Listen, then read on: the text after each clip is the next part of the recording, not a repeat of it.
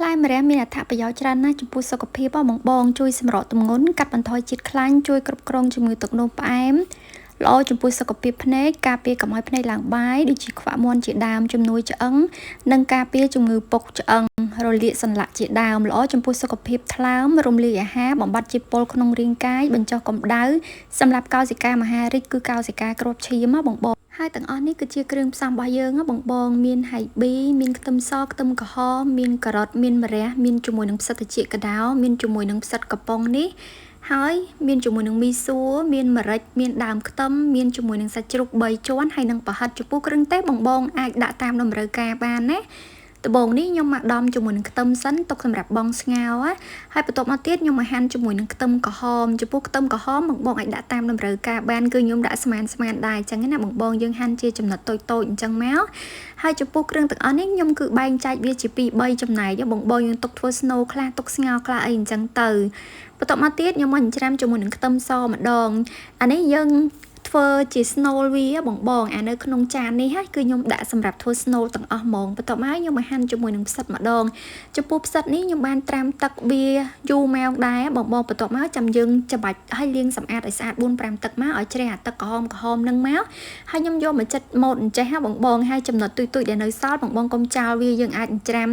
ធ្វើជា snow បានណានិយាយទៅគឺឆ្ងាញ់ហ្មងហើ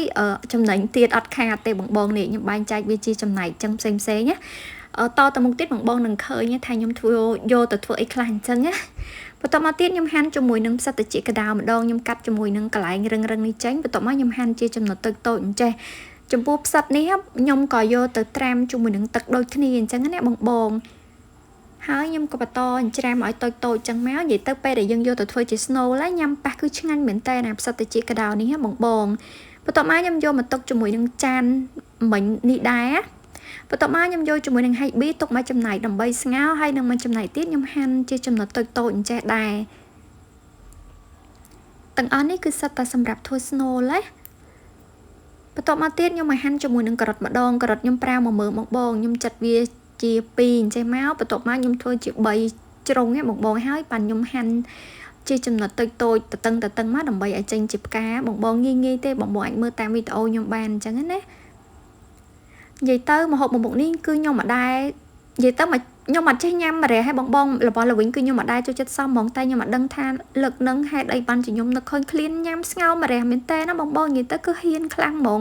រាប់ឆ្នាំហើយគឺខ្ញុំអត់ដែរញ៉ាំទេរបស់ល្វិញគឺខ្ញុំអត់សមហ្មងខ្ញុំអត់ចូលចិត្តទេសម្បីតែថ្នាំក៏ដូចគ្នាដែរ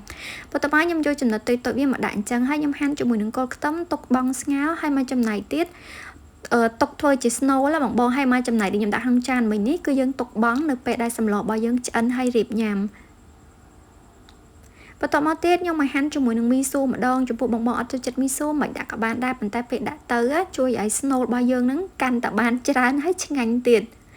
និយាយទៅគឺចោលអត់បានទេខ្ញុំចូលចិត្តញ៉ាំមីសួរមែនតើមិនថាស្ងោរមិនថាឆាគឺខ្ញុំចូលចិត្តហ្មងឥឡូវនេះខ្ញុំហាន់ជាចំណិតតូចរហូតតអស់ខ្ញុំប្រើមកកញ្ចប់តូចបងដល់ពេលយើងត្រាំទៅបានរីកឡើងច្រើនមែនតើបន្ទាប់មកយកមកដាក់ក្នុងចានហើយខ្ញុំចាប់ផ្ដើមមកហាន់ជាមួយនឹងម្រះម្ដងចំពោះម្រះនេះខ្ញុំក៏ហ៊ានដែរបងដឹងដែរថាម្រះល្វីងប៉ុន្តែអត់យកទៅស្រោះទឹកសិនទេណាបើសិនជាបងចង់កុំឲ្យល្វីងបងឆ្កោរិចហើយយកទៅស្រោះទឹកសិនហើយនៅក្នុងទឹកដែលដាំហ្នឹងដាក់ជាមួយនឹងអំបិលហើយនឹងប្រេងបន្តិចមកដើម្បីឲ្យវានៅតែឃើញពណ៌ស្អាតហើយវាមានរសជាតិឆ្ងាញ់ទៀតអត់ល្វីងអញ្ចឹងប៉ុន្តែខ្ញុំហ៊ានណាថ្ងៃនេះខ្ញុំអត់យកខ្លួនឯងដែរឥឡូវនេះខ្ញុំបន្តយកនឹ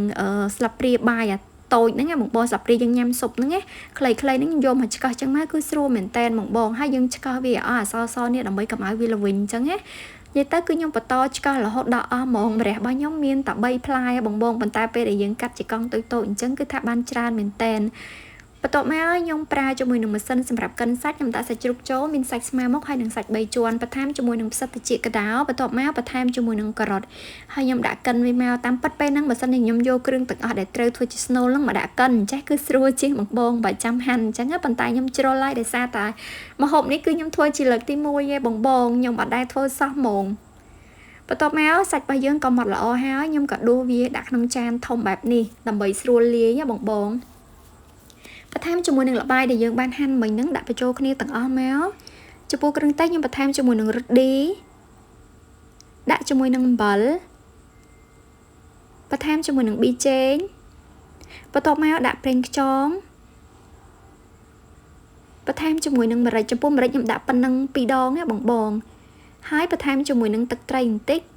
ហើយយើងកូរច្របល់ចូលគ្នាបងមានស្រោមដៃយើងពាក់ជាស្រោមដៃច្បាច់ក្បានដែរលឿននិយាយពីថា Snow គាត់តែធ្វើមកបន្តិចទេបងប៉ុន្តែដល់ពេលលាយចុះលាយឡើងមួយចានមកដោយសារមីស៊ូផងផ្សិតផងអញ្ចឹងណាបន្ទាប់មកខ្ញុំចាប់ផ្ដើមយកមកញាត់ចេះបងនិយាយពីថាពេលដែលញាត់អញ្ចឹងទៅតំណងមែនតែនហ្មង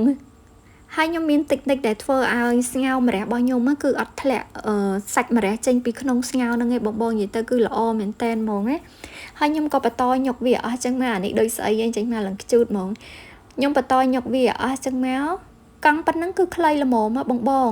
ម៉ាក់ខ្ញុំគាត់ចូលចិត្តយកទៅខអីចឹងណានិយាយទៅតែខ្ញុំម៉ាក់ខ្ញុំអីគឺចូលចិត្តញ៉ាំម្រះមែនតែលើកលែងតែខ្ញុំឯងកាលពីខ្ញុំនៅក្មេងៗបាច់ក្មេងបងតែប្រហែលឆ្នាំមុនហ្នឹងតែពេលគាត់ស្ងោរម្រះដឹងតែខ្ញុំឆ្កឹះយកតែសាច់ញ៉ាំឯងមិនថាខមិនថាស្ងោរឯងគឺខ្ញុំអត់ចូលចិត្តរបស់ល្វីងសោះហ្មងស្ដៅអីក៏ខ្ញុំអត់ចេះដែរបងប៉ុន្តែឆ្នាំនេះខ្ញុំប្លែកមែនតែនហ្មងគឺខ្ញុំចេះញ៉ាំស្ដៅម្រះរបស់ល្វីងទាំងអស់ហ្មងហើយនិយាយពីថា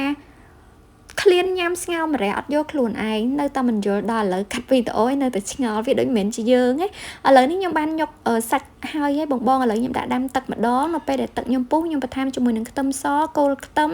ហើយប៊ីបន្ថែមជាមួយនឹងម្រេចចំពោះម្រេចនេះខ្ញុំបានត្រាំទឹកវាមួយសន្ទុះដែរបងទឹកយើងយកមកស្ងោរអញ្ចឹងដើម្បីឲ្យវាក្លិនឈ្ងុយអញ្ចឹងណាដោយសារតែខ្ញុំអត់ប្រើម្រេចម៉ត់ទេបន្ទាប់មកខ្ញុំយកជាមួយនឹងទឹកត្រី